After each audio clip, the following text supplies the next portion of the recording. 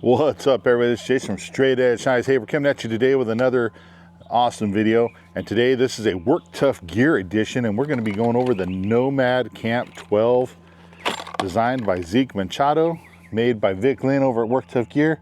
And look at this 12-inch chopping bad boy.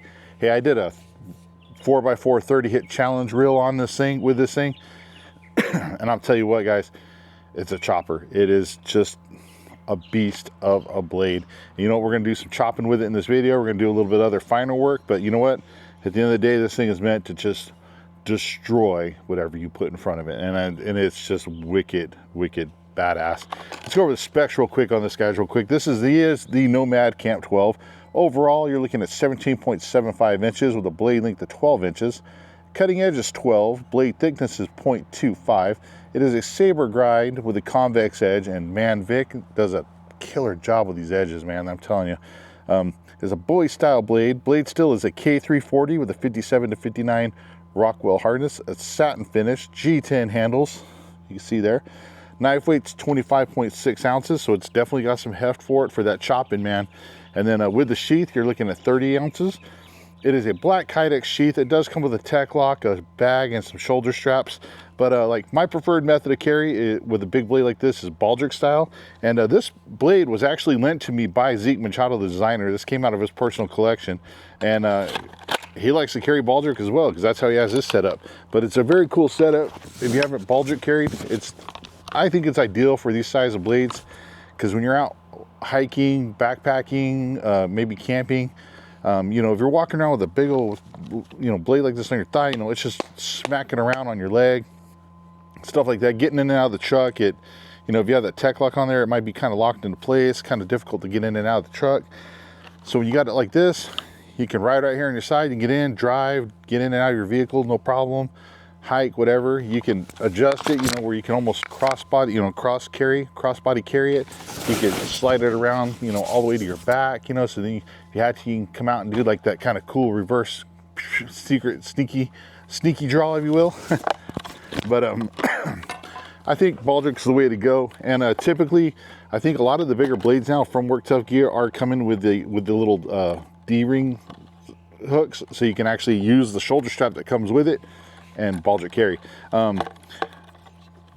Zeke also has a ferro rod attached to a sheath here, but this is something I think just about every Work Tough Gear knife has like a 90-degree spine. But you know, you come in here and you gotta throw those sparks like that. See those flying off over there? That's what it's there for. So, you know, you could always attach a ferro rod to your sheath like this as well. Totally up to you. Nice thing, there's options. There's always options, right? So again, you got your, I don't know why I picked that up. Again, this thing is just a chopping beast, but you know, I did want to show that it is designed to be, you know, you can also do finer work with it as well. One thing you'll notice when you look at this blade is if you see the handle here, I grab it, you notice how the blade comes down and forward like so. That puts all of that chopping power right through this sweet spot right here. So when you're coming down, it's just bam, it's just driving that edge through whatever it is you're cutting, and it just does a phenomenal job. And then also one thing I noticed too is like with this kind of cant, like when you go out to like let's say you're going to go out to stab, this blade lines perfectly up with my thumb, so it's almost like all I gotta do is point my thumb at you, and that tip is going to go right where my thumb's pointing. So it's like bam, it's right there. So that's actually pretty nice, because sometimes with these bigger sweeping blades, you go to point it straight out, your tip is actually up, you know, up here a little ways. So I don't know, that's a big deal to some people. Maybe it is, maybe it isn't. But I like the fact that when I point a blade out, that tip is going where I'm pointing it at, right? This is a, you know, according to excuse me, I'm still getting over this head cold. You know, on Work Tough's website, if you read the description on this blade, you know, Zeke talks about how it was a Bowie style blade, but they didn't want the weakness that some larger Bowie style knives have. You know, you get a really large Bowie knife and they have that clip point blade. Sometimes that tip is a little bit fragile because of that. It's great for piercing, but you know, like if you had to, you know, really stab into stuff a lot, you know, there's always a possibility you could break that tip off. So what they did is they actually sort of modified this tip from a clip point to where, you know, you got this nice big belly, and then if you notice, it kind of does almost like a quick little jag here. And it's weird, there's not there's not a point on here like a Tonto, but it's almost a Tonto style tip, but with still a regular style belly, if that makes any sense. Kind of crazy. I really like it. I dig it. It's like you're looking at it like, wow, how it just, it does it in such a natural way though. So it's really cool. You have a really good swedge here on the back. So again, it's going to really add to that tip strength, right? That's what you want. You don't want to be, you know, stabbing in, having to stab into something, and you know, you got to turn it this way or that way, and then all of a sudden your tip breaks off. You know, that's not cool. That makes for not a good day, right? So definitely got a lot of good tip strength with this style of blade, the way they designed it, which is really cool. So let's get into it, right? So let's say you got some, this here is a 3000 PSI rated air compressor hose. You know, it's tough, it's reinforced, it's difficult to cut. Sometimes you can just come in here, chop it, and a piece goes flying over there, it's done, it's gone. If you had to come in here and cut a piece off, you could just sit here, push down, do that little sawing motion, bam, cut it off, not a problem. So, you know, if you got to cut some hose like that, you can do it. Nope, you know, not a problem. Get some rope, right? This is that poly rope, that yellow poly rope. Stuff makes a mess, but you come in here, bam, cut through the rope. You know, make your lashings for your sleeping quarters, if you will, if you're out doing some survival camping. But let's say, you know, you got a thick bundle. Here's like those 3 strands, multiple strands. Let's set this down right here. We're gonna just go, bam, sunk it into my log too. It was barely holding on by a couple little tiny strands. So you had to chop some thicker rope. You can do it. You know what, as a matter of fact, let's prove it. This is 3/8 inch thick sissy rope. This stuff's pretty tough, pretty thick, pretty abrasion resistant. Cut right through it, not a problem. Keep sinking this thing deep into my log. Now make sure you save this stuff, because this actually works pretty good as a fire starter. So there you go. You got to cut some rope, you can do it. Let's say you had a deer hide, this is a leather belt, but let's just say it's a deer hide, gopher hide, whatever. You got to slice it up into some strips or something like that, but you got to be careful, right? You got this nice little thumb wrap here on the back. You can kind of choke up on here. You can come in here and just, you can do some nice controlled cuts, right? Almost like I'm feather sticking a leather belt here, but you can come in and do your nice little controlled cuts. Or if you just got to go ham wild, cut it right off, right? Not a problem. So, I mean, you could definitely get in there, do some finer work with it if you need to by choking up on it. Here's a cord, power cord off of a air compressor. It's got thicker copper wire than your standard, I would say, extension cord does, and it's got a really thick protective sheath cover. So, you know, you had to come in here and hurry up. I don't know why, but maybe Jim Bob's getting electrocuted over there, and you just got to hurry up and cut that cord so he doesn't die, right? Cut it, not an issue. He lives, everybody goes out to have some drinks at the bar afterwards, has a good time, right? Good story to tell. But let's check this edge. I mean, this edge is still great, guys. So this blade was, you know, Zeke's lent this to me. He obviously had been doing some chopping and stuff with it as well, and the edge is still sharp. He didn't even touch it up. I didn't even feel like I needed to touch up. I did that 30 hit challenge on the 4x4, and I actually cut on that 4x4 a couple of times. I did once. I did a whole video where I did a 30 hit challenge, and then I did another one where I filmed it all in slow motion just for fun. And I still don't need to do anything to this edge. It's still phenomenal. It's just great. I mean, it cuts through stuff easily. Like, well, let's take for instance this fire hose. Yeah, if you guys haven't seen this fire hose is 3 layers thick. It's got an outer layer of canvas, an inner layer of canvas, and a piece of rubber that's literally glued inside there. This is a fire hose from a fire truck. It is made to go through broken glass, wreckage, and everything else. It is tough as heck, and it's not the easiest thing in the world to cut. And I can just whack a piece off like that, not a problem. Look at that. I mean, it's just, let's say we had to do a saw cut motion through it. Let's see.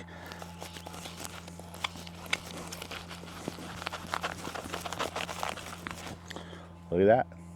I'm doing some saw cutting, got through it, not a problem. Let's say I had to stab a piece of this. I don't know why. Maybe you have to stab a piece, right? Let's see. Kind of come in here. Bam. Look at that. Stab through, not a problem. do what you got to do, right?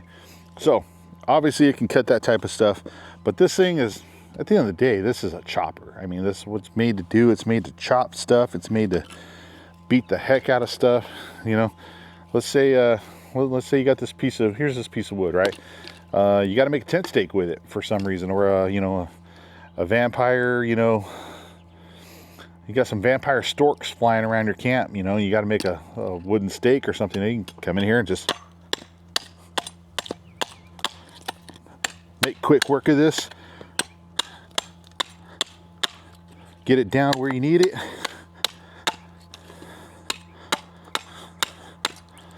Take care of those vampire storks. Set up your tent. Go to bed, right?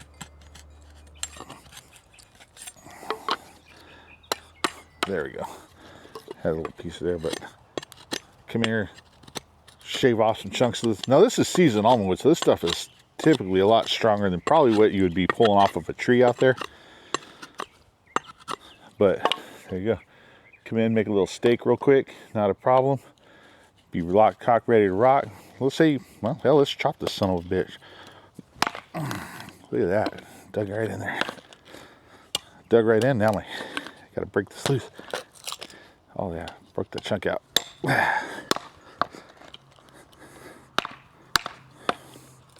This thing just digs deep, man.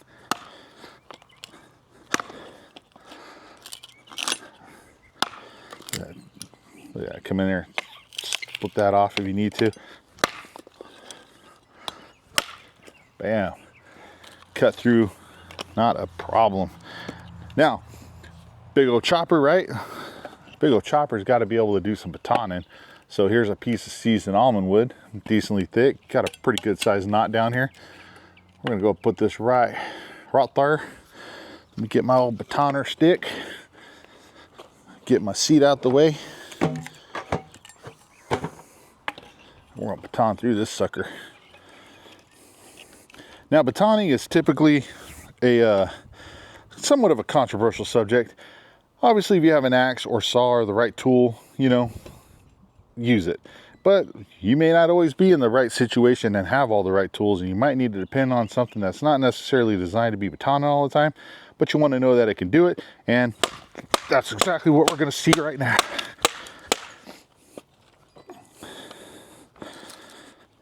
Come in here, put that down a little bit.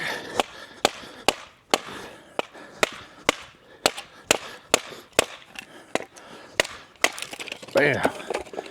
Look at that. Split that puppy right off. Not a problem.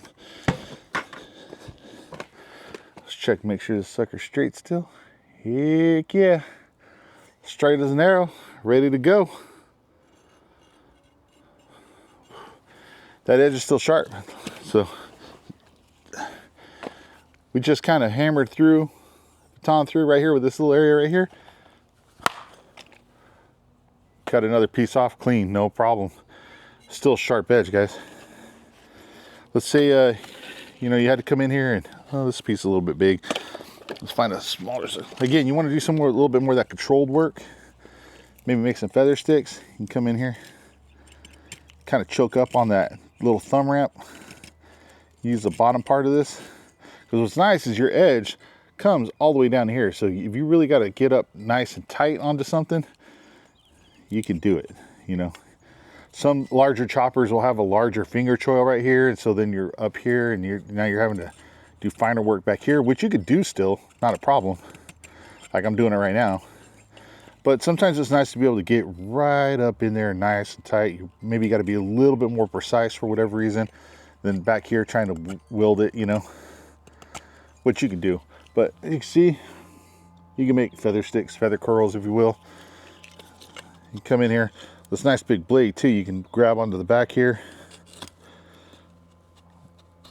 do some nice shavings down. My stick will cooperate with me. You see those little pieces flying off there. Stick keeps wanting to roll on me. Probably not the best one to use for that. But hey, we don't always have the best stuff out in the woods, right? Oh, look at those nice little fine shavings. Broke that off. See there, you make nice little fine shavings. Not a problem. So, you know, if you had to come in and do some fine work, you definitely could. Let's say you had to, there it is. Let's do some little stabbing here, test that tip out some more. Well, I hit the edge of the board and shot it off. But, dug it in deep.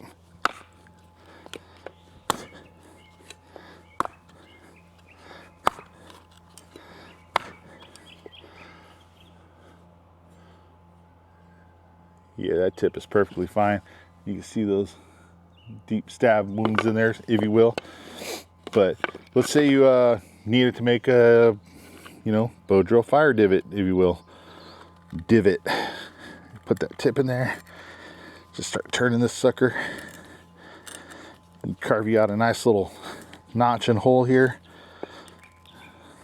Make your bow drill. Start your primitive fire.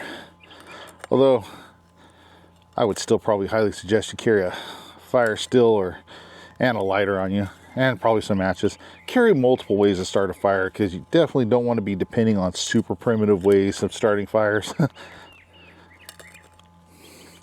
Watched an episode of Naked and Afraid where they had to start a bow drill fire, and man, those guys have been doing this stuff way longer than I ever have. And some of them couldn't do it. Like, they spent almost 2 days trying to get a fire started. I'm not knocking them. They're in a bad situation, but that just goes to show how hard it is sometimes to make these, you know, these bow drills. But there you go. Make a nice divot, not a problem. And well, let's say you're just done with that and you want to chop it up. Come in there, nice big old whack right there. Split that puppy off.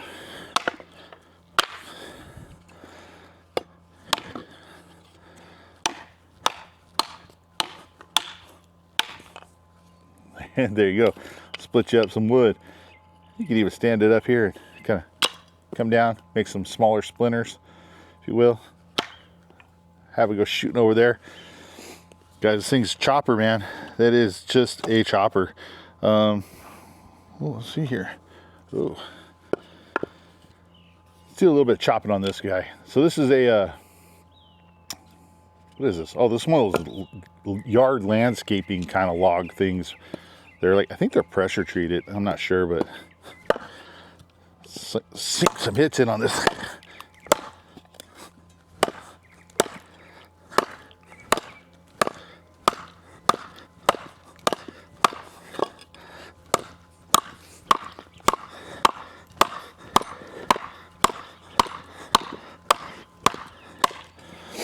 What's nice about this is when you're swinging it, you can either choke up, or you can actually even roll it back. You can even lock your middle finger into this little groove right here, or your ring finger. Kind of come in here and give you a little bit more extra oomph.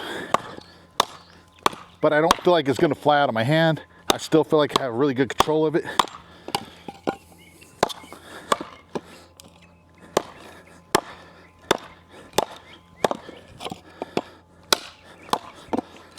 Trying to come in, get those little angle cuts in there.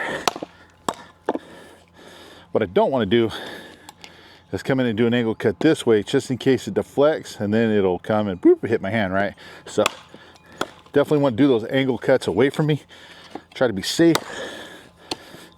Again, if you're ever out playing with knives, there is always an inherent risk you're going to get cut. So keep that in mind.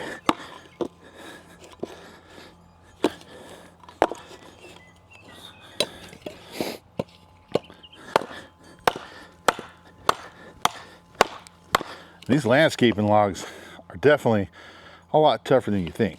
I mean, they're made to be out in the elements, taking heat, water, the elements. So, you ever think these things aren't tough, you'd be sorely mistaken, my friends. Sorely mistaken. Bam! There you go. So, chop through that, no problem. So, we can baton with it. We can do some finer work with it. We could cut some rope and some hose with it. You know, it's just an all-around tough ass good knife. I mean, you're gonna be able to do a lot of stuff with this, a lot of work. I mean, this could be a one knife option for you if it had to be. Now, obviously, you'd always want to have, you know, a multi-tiered tool selection, if you will. You know, definitely have your smaller knife, your medium-sized knife, your bigger knife, you know. But with the way that this controls, being able to hold it up close here, you can come in and do that finer work, and then having the capabilities of coming in and doing full-blown chopping capabilities and not worrying about breaking it or bending it. This is definitely a really good option. I would definitely carry one of these in the back of my truck. If I knew I was going to be out on a long hiking trip. It does have some weight to it, so I know sometimes a lot of people, that's something you got to factor in. But I'm a big guy, so I feel like I could carry this around, strap it into my bag, to be able to have that capability of going out camping, having a big blade, to do multiple things. I think it's a good option. This is definitely a good option to choose from. That Ford cant really leans towards the chopping capabilities. The handle's really comfortable. I don't feel any hot spots in it. Even when I'm choking back, wrapping my finger, this is all nice and rounded, so it's not really creating like a hot spot. I don't feel any vibrations coming through the handle. Excellent job. I mean, this is just a fantastic knife. This edge is still stupid sharp. Like, you know, you can strike a fire rod with it. You got the tip strength there. Guys, I would highly suggest picking up a Nomad Camp 12 from Work Tuff Gear. Great design. I'm definitely going to be adding this to my list of blades to pick up because this thing's pretty awesome. I dig it. I really do. So Zeke, fantastic job on designing it. Vic, awesome job, brother. As always, guys, the Nomad Camp 12, go pick yourself up one. As always, thank you for watching. Stay safe, stay sharp. Hey, and get outside and get to chopping. Hey guys, before we go, we got to get some more chopping in here. Here's a pallet. There's some boards. And we're just going to have a whack-a-doodle at it, right? Let's go.